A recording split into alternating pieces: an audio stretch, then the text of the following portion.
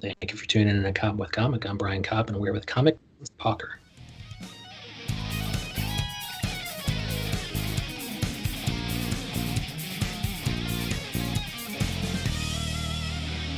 Lance Pauker, how the hell are you?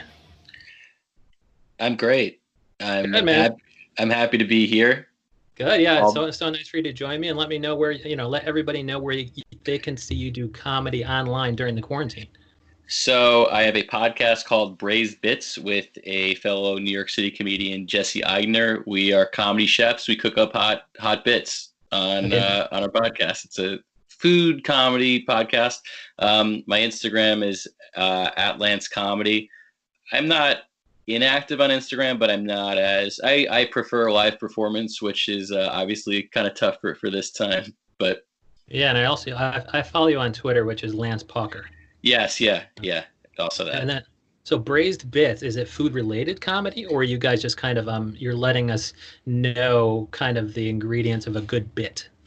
Yeah, I mean we're always cooking up in our podcast iron skillet. It's a lot of puns of that nature. Very reference heavy. We like to say you got to keep up with us. You got to stay in pod shape. It is kind of a language and a world unto itself, and we have fun with it. But there's a lot of food. Each episode there's a top 9. That's kind of the main course of each episode. And so, for instance, the next episode we're doing top 9 seafood dishes. So it's like a lot of times the main thing will be food related, but not always. Okay, and what does it mean to you to be in pod shape? So you just got to keep up with the chefs. You got to, it gets hot in the kitchen a lot, and you got to make sure that you could withstand the heat. And we always want Razorbacks, which are the name of our listeners. A riff on Arkansas. Everyone, if you listen to the pod, you'll get in pod shape. And then do you have guests on, or are you also kind of soliciting feedback from your listeners so they can kind of, I don't know, clue you in as to what's interesting to you? Yeah, so we've had guests before. Especially now with the quarantine, we've veered away from guests. We like it. I think we prefer to be just us, but also it could be fun to bring people on. And then obviously it's interesting. I mean, with comedy, obviously, like ideally you want to be growth oriented, and the more people you have, the more people discover your podcast. So we're kind of trying to balance that, what we want to do versus what we might not need to do, but might be more strategic to do, and kind of getting more people to listen. And then we'll have to see if those guests are in pod shape. That's right. Yeah, we got a quick regimen. You could get on board pretty quick. And then what we're going to talk about briefly today is, I guess, with that growth mindset is the same thing with kind of comedy and the city development. Like you noticed that, pre-pod, we were talking about the fact that, comedy may be booming, but some of the comedy bars and clubs are being priced out. Yeah. What have you noticed? Even you do city walking tours. Kind of what have you noticed with respect to comedy and its ability to survive and thrive with Manhattan real estate prices? Well, it's fascinating, especially now, because who knows when the city opens back up, how many places that have been hospitable to comedy will still be able to be open. I mean, I saw the other day there's the Way Station. It's a bar in Prospect Heights. I know a few people who ran shows there. They're closed. And it seems like a lot of bars aren't going to be able to withstand just kind of the financial realities of the pandemic. But prior to that, I mean, I started stand-up in 2013. And when I started, you go on Bad Slava, that's kind of the listing of all the open mics. And most of the open mics at that time, I feel like were in Manhattan, in like the Lower East Side, East Village, some stuff in Astoria, some stuff in Bushwick, Bed-Stuy, but for the most part, things were Manhattan centric. And then I feel like over the past 7 years, there's less and less stuff, particularly in Manhattan, just because it's hard to sustain the business model, especially if you're a bar owner having an open mic. People aren't, a lot of times people might not be buying. It's not a financially stable or sound model. And I think, venues, especially in all of the city, kind of seem like, because of the financial realities, they have to think more about that and less about oh, I want to be a place where I'm, where this sounds pretentious, but like where art could happen or where could like interesting things could happen. It's like, I think the pressures make an owner think less about that and more about how could I just, keep my head above water. Yeah. And so, I mean, are some of the shows going over to Brooklyn now, or is that even being priced out? Um, I mean, I think obviously before the shutdown, definitely a lot more happening in, I think wherever there could be any place that's like any bar or just venue that's open to doing comedy. I feel like comedy happens there. So I feel like it's definitely spread out really all over the place. In all five boroughs, Staten Island included too, Jersey. I mean, there's always been a New Jersey comedy scene, but I feel like within the past 2 years, I've done more shows in Jersey City and Hoboken. Um, I think just you got to go where comedy is able to happen. And I think I was, I was talking to a guest, and they proposed maybe Central Park as one way to make sure that this comedy talent in New York City has a place to kind of, survive and thrive. Because what if some of these bars, what if a lot of these bars shut down? What the fuck is going to happen? Is it all going to be online? Yeah, I mean I've done some Zoom shows and they're fun. I think now, I mean, we're recording this at the end of June, and I think at this stage, it's the summer, people are less interested in the Zoom shows than they were in April. When, we were all inside and this felt like some sort of sense of normalcy. But I think now there's a fatigue and people Yeah. are just want to be in person, want to be together.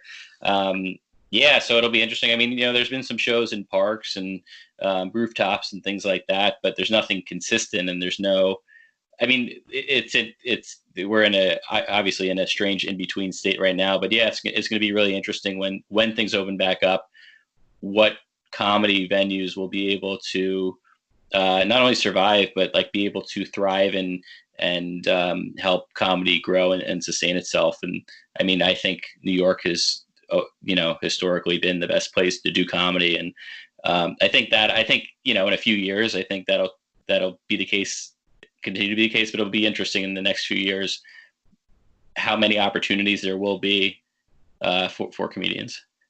Yeah, I hope. I know Bad Slava, like you said, it lists open mics and things, but you would think that there's an opportunity there to make sure he's listing, or he or she or they are listing these kind of backyard and park and rooftop shows. That way, if anybody wants to see comedy or perform comedy, every night of the week, they're going to know, there's going to be a place to look. Yeah, and what is interesting to see and cool in a way is that I think people have had to innovate. So just the idea of doing a Zoom show in January of this year sounded insane, and now they're kind of standard in a way. And same thing with a show in a park or a public space. You'd kind of, obviously it's not the ideal place to do comedy. The ideal place, unfortunately, with the pandemic, is a small, tight, packed room. Yeah. But it is encouraging to see the innovation, and I Yeah. think, yeah, Comics are the biggest hustlers, and so they're the first people to kind of innovate. yeah, you have to be. I not always say, but I guess I've said before, in comedy, I feel like you obviously have to be funny. A lot of times you have to make opportunities for yourself, and then also you have to be responsible and reliable in order to just like maintain everything that's coming at you. And I feel Yeah. like it's very rare for people to possess all three. Usually, like, like there could be someone who like creates opportunities for themselves and is responsible and reliable, but might not be that funny. Or there's someone who's hilarious, but might not be able to have that mindset of like, how do I get myself on stage and get in front of people? And the people who have one or two, they podcast comedians like I do. Yeah, yeah. And then We you, all, yeah. you you did city walking tours. What are some of the fun things what are some of the fun things that you experienced doing city walking tours? It's kind of and there was a lot of fun things, and I would still I'm planning on still doing the tours once things get back to normal. It's interesting interacting with people, and it's similar to comedy in some ways because there's an audience and you're kind of, I guess, doing a set, but you don't have to be funny, and then being funny is a bonus. But I love the city. I was born in the city. I grew up on Long Island, but I've been around the city for pretty much my whole life. And I guess I was always interested in stories and read a fair amount of New York City books. And once I found out you could become a tour guide, I decided that it's definitely something I would like to do. So I got the license, and I mostly give smaller neighborhood walking tours. I've done the kind of see New York City in a day. I feel like that is, if you've never been to New York, obviously that's probably makes the most sense to do, but I like getting more in depth. One of the tours I do, for example, is just a tour of Greenwich Village, and it focuses more on, the 50s and the 60s and kind of the interesting people and venues. And I just kind of like sharing the stories, and also seeing the living history. That's one thing I really like about tours is you're at a place where it's like, this is, where Bob Dylan, well, this place is closed, but for example, but this is where Bob Dylan, got discovered. And it's cool to see how this is like a real physical place where something fascinating happened. Even something as tragic as the Triangle Shirtwaist Factory, that building, you could go to that corner and imagine 100 years ago, the horrendous, occurrence there, but you're in that physical space, and you can't replicate that in a museum. And then are you also pointing out any comedy landmarks? Yeah, in the Greenwich Village tour, we stop at the Comedy Cellar, and sometimes I talk. I mean, Greenwich Village is interesting because it was the place for artists, and now, given rent realities, if you're an artist, you're almost certainly not living there. But I would argue it's still the center of comedy in New York. You walk on McDougal or Bleecker Street on any given night. There's going to be three or four different options for shows, and some of them are better than others. I've done a lot of through my, I guess, career. I've been at the Lantern a lot on Bleecker Street. I'm not sure if you're familiar. Oh, sure. Yeah. So I mean, I've spent a lot of my time there, and it's cool to. It's obviously Greenwich Village is not even close to what it was in a lot of respects, but it's still cool to be a part of that and keeping that, I guess, tradition, you might say, alive. Is there anything like, I guess you said it's a bonus if you can be funny as a tour guide, but or a person handling city walking tours. But because it's a bonus, is there any way that you're kind of letting people know that they're not only going to get a nice in-depth look at a neighborhood, but they're also going to get somebody who's funny? Yeah, so I really base it on the tour group. So like it's similar to comedy in the sense you really have to read the audience. And with tours, I'm delivering the same information, but I might, especially with the tours I do, some people do have more of a, I guess, institutional knowledge of the things I'm talking about, and then some people have no idea. So I try to balance that. But in terms of like being funny, so usually I will I guess reveal that I do stand up. Not always, but I usually end up doing it. And then I have like built-in jokes for most of the tours. So that always lightens things up also. So is there anything that you kind of observed during your city walking tours that you brought on stage? Like any funny stories, anybody in the group faint or something like that? I haven't done anything about the tours on stage, although I think I'm going to do something now, like what tours are going to be like now in the future. When comedy happens again, I that's going to be something I try. But yeah, weirdly enough, I never had, I tried a bunch of different things, but I never had anything that stuck. But like now you're going to have to be like, this is Central Park. This is where a field hospital was erected during quarantine. Exactly. Yeah. Wow. Yeah. Yeah. You're living history now. You're going to be like the authoritative voice now going forward because you lived in New York City during the pandemic. Yeah. But like a lot now you would think like, New York City is turning it around a little bit faster, or at least the numbers are a little bit down. And then you're like, oh, that's good. I'm gonna be able to do some city walking tours. But now we're forbidding people from other hotspots from flying to New York without quarantining first.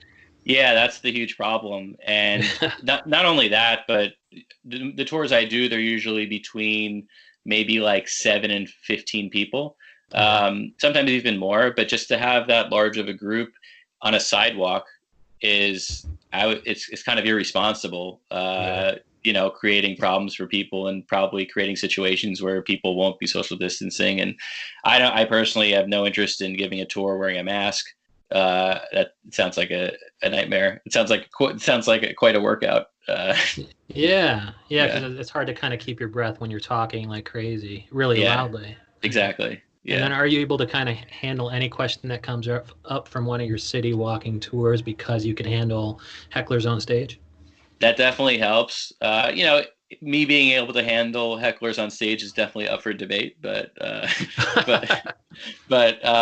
yeah, it is helpful to have that where you're kind of prepared for anything.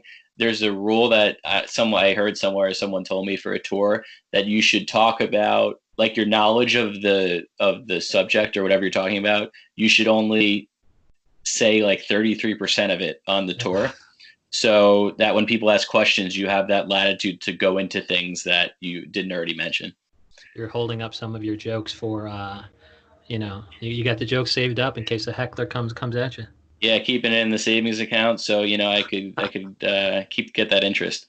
Oh, I love that. And then, I mean, I think there's some rumblings about, some, in-person stand-up things that I've seen, and like you said, they're in parks and stuff like that. When do you think that you're going to get back to your regular old schedule of stand-up? I'm not sure. I guess, well, it seems like legally what phase four is when stand up can happen, right? Right, Like if you're looking at it from that perspective. Um, and then I guess places that do comedy will start opening. I right. think this outdoor situation, like it's going to be it's going to be great because we'll be able to do stand up, but the consistency won't be there because, if you're doing a stand up in a park, it doesn't, you don't have the capacity to have, like clubs that have 4 shows a night. That's not going to be able to happen. Yeah. I don't think it's going to be back to normal for another year at least, but I feel like looking at it pessimistically is probably the I like to look at things pessimistically because you could only be pleasantly surprised. Yeah, absolutely. And if you're Yeah. not talking about like any of these city walking tour incidents in your stand-up, what are some of the things that you're typically discussing? Like, are you autobiographical, observational? If so, what things are you ridiculing, or who's the cast of characters that keep popping up in your autobiographical set? Yeah, so I think I have a few different chunks, and I think it's going to be ever changing. But um, I do talk a lot about New York. I don't talk about the tours per se, but I talk a lot about New York. Um, I got married last year, so a lot of stuff about. Congratulations, nice. Thank you. You got marriage material, but no kid material yet. That's right. Yeah. Yeah. So I gotta wait. I gotta wait to have kid material. Then I'll actually be funny. And that's But why you're just ripping off the condom. You're like, I need some more material, sweetie. yeah, yeah. But yeah. So I have like chunks about relationship and getting married and all of that, and then I have, and I think I'm getting more just like getting older. Um, Stuff about just getting older, I think, is really fascinating, and everyone could relate to it in some way. And And what are then some of the things you're noticing about aging? uh, Without burning material, just kind of what are a couple of the topics within the whole aging process that might be ripe for ridicule?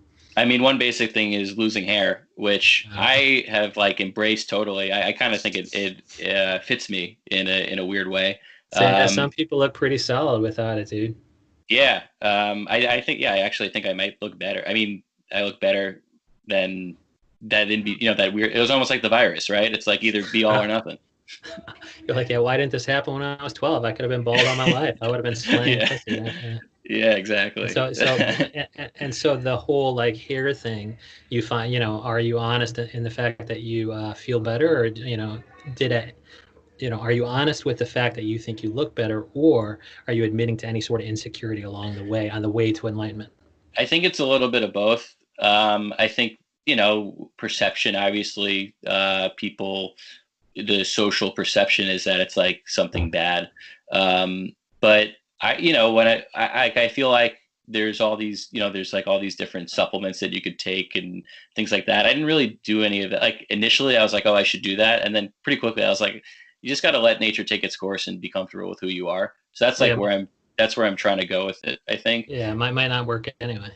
Yeah, exactly. And you're Well, just wasting money for something yeah. that is like holding on to something.